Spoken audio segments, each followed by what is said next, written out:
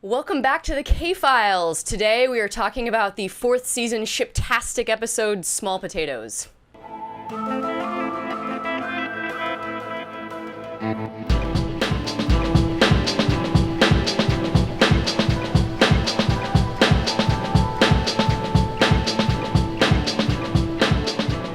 Welcome back to the Lush Basement Office.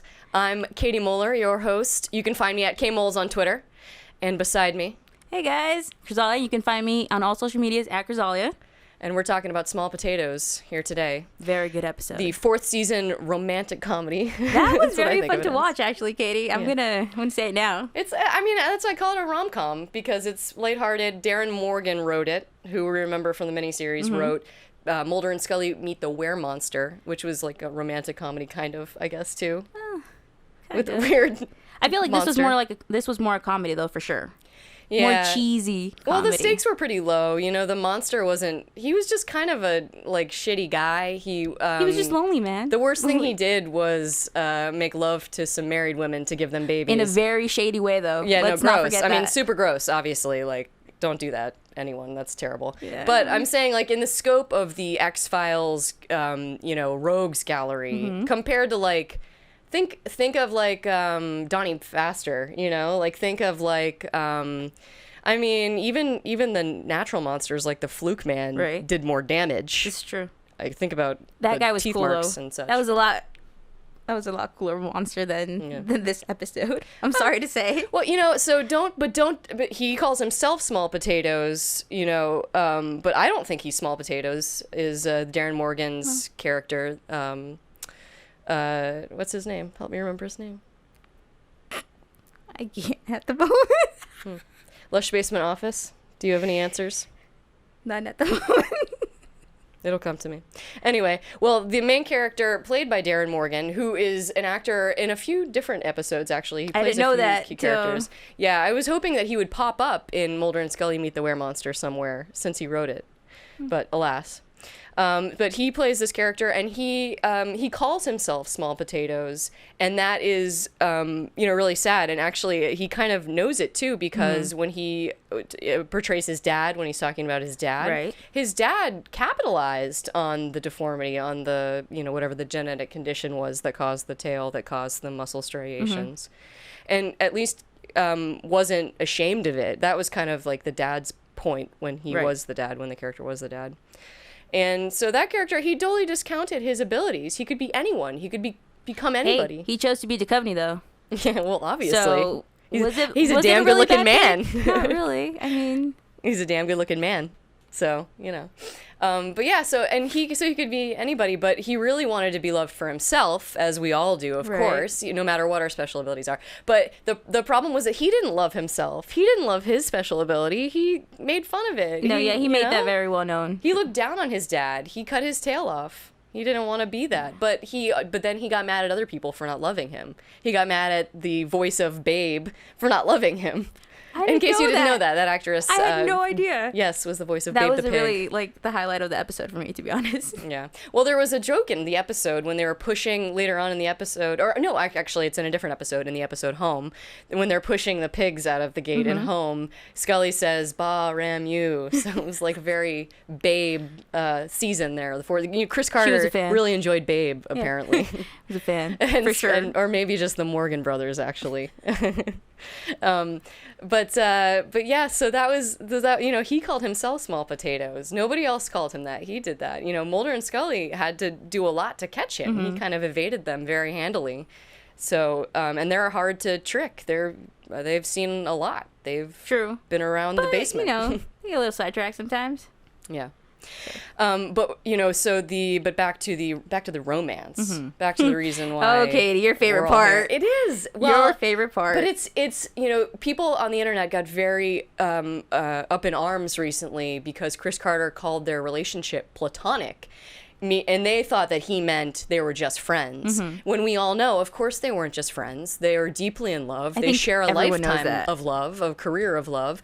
They had a child together that was created in love. Right. Obviously, they're together as boyfriend and girlfriend, or whatever you want to call them, whatever they call Mulder and Scully. But what he just meant is that it's, talking about, like, what the Greeks were talking about in a relationship, which is harmony, which is a harmonious relationship where two separate bodies come together in harmony. That's what we're talking about when we talk about platonic. But in this part of their relationship, they weren't at all. The 4th season's great because they are still pulling apart. So the bodies are moving together, but the bodies are moving apart, too, for various reasons. And you see the Darin Morgan's character holds up a mirror to both of those characters. And he shows Scully, if Mulder treated you like a girlfriend, you would treat him like a boyfriend. He took it a step further, though. Got her really drunk and then shoulder that. Hold on. Let's be clear. That's what he did to all the wives. Didn't you hear that, the stories? Let's be clear. He had to learn that one guy's nickname for his wife, Babu, because he had to seduce all the women. That's a lot of hard work that he put into just to, he did it for the love. He did it for the love. I mean, if you asked him, he would say, do it. It's gross. It's awful. It's date rape. But if you asked him, he would say he did it for the love. But anyway, back away from that. He shows Mulder a thing or two too. He says to Mulder at the end. Actually, Mulder says it, like, looking in a mirror when he sits down to talk to him in prison. And the mirror he holds up to Mulder is that Mulder could be living a much different life. Also, Mulder lives like a kind of a geek too. And but what's funny about that is there's a really nice writing quirk where, okay, Mulder might be living like a geek where he hangs out with a lone gunman and they eat cheesesteaks for fun. Right. Which, by the way, I think that sounds like a lovely evening. I don't know why you would ever scoff at that. Is that what you want to do, Katie? I feel like we did that last weekend. Maybe in the lush basement office. But anyway, but the point is that Mulder is kind of a geek, and that's who he is. He likes that, but also the nice writing quirk is that Scully's also a geek. I mean, she wants on her weekend in the episode. Mulder's like, "What are you up to?" Well, not real Mulder. Darin Morgan's character as Mulder. Is like, "What are you up to?" Fake Mulder. And on her weekend, she wants to take the tissue samples from the case to a lab and do lab work. That's what she wants to do on her weekend. So that's what I'm saying. Like, the platonic relationship, you see that actually these two characters, they're very different. They communicate often poorly, especially in the early seasons. Correct. They get better. But also, they're well suited to each other in strange ways that you don't always notice in the stories, but are thrown in by these really excellent writers who do know the characters, because the characters are extensions of their own psyche. Right. So that's what the fabric in the quilt is all made out of. That's why it all reads as these characters, especially when you watch an episode by one of the Morgan brothers or a Chris Carter episode, or Vince Gilligan, any of the old stable of writers who worked on the show for a period of years. That's the characters' voices, and you hear it. When you hear it, you know it's authentic. So it's interesting when you compare that to the Darin Morgan episode in the miniseries, the Mulder and Scully Meet the Weremonster episode. That was a very big change. I mean, they were adjusting it to today's modern audience, so... Yeah. It definitely was not... It didn't feel like the XFiles that we watch now, you know? Yeah, I have to agree with you. I loved the miniseries for what it was. Hey, we got more XFiles episodes. Can't really complain. And I said, and we said yes to the story too. We even, a lot of people on the internets were not even saying yes to the story, but we went with it and we parsed it as best. We searched it for the truth. We did what we do on the K-Files. Right. We searched these episodes for their little nuggets of truth that they have. And the nugget of truth in this episode, in Small Potatoes, is that how much of us is who we are and how much of us is because we take what other people say about us as truth. Like this character, Darin Morgan's character, he was insanely cool. He had all these abilities. He could be anybody, but he took it for granted. He called himself Small Potatoes, and so he was Small Potatoes, so that the woman that he wanted, the only woman out of the bunch that he actually impregnated with love, if you could say that, I guess. I mean, he wanted to be loved for himself, but he appeared to her as Luke Skywalker. Well, he didn't call himself. Why not? Luke Skywalker? Are you kidding me? With a lightsaber? Yeah. Katie. Look, Katie, I mean, I think points right there. I think if he had taken ownership of himself, if he had like said like, look, I have these abilities, look what I can do, I can be Luke Skywalker. Sometimes wouldn't it be fun maybe to have a kinky night of Luke Skywalker, whatever, like maybe that would have been a difference. Maybe they would be raising the child together, the tail child, and maybe that would be better for that child to have a father who knew what it was like to grow up with a tail, so he could show her what to do with her powers instead of just like leaving her to the, you know. Well, he did get to hear a little bit about how she felt in the hospital room, like as when he was Duchovny. But he didn't go for her. He went for him. No, true. But like he did get to hear how much of an awesome person he kind of was. Like his sweet moments, he did have some. So. I like him. That's what I'm saying. Like he calls himself small potatoes. I don't think he's small potatoes. And you know, I have to apologize for a lot for that character. So it's, you know, it's honest. But I think it's an extension of all of our psyche where we're like, no, I just want to be loved for me, but you can't be loved for you without being loved for all of you. Right. Oh, the X-Files is like the Sesame Street of adulthood. Yeah, pretty much. I mean, can't go wrong there. Yeah. No, you really can't. But I mean, well, what do you think? I'm yakking away here. What are your thoughts, my friend?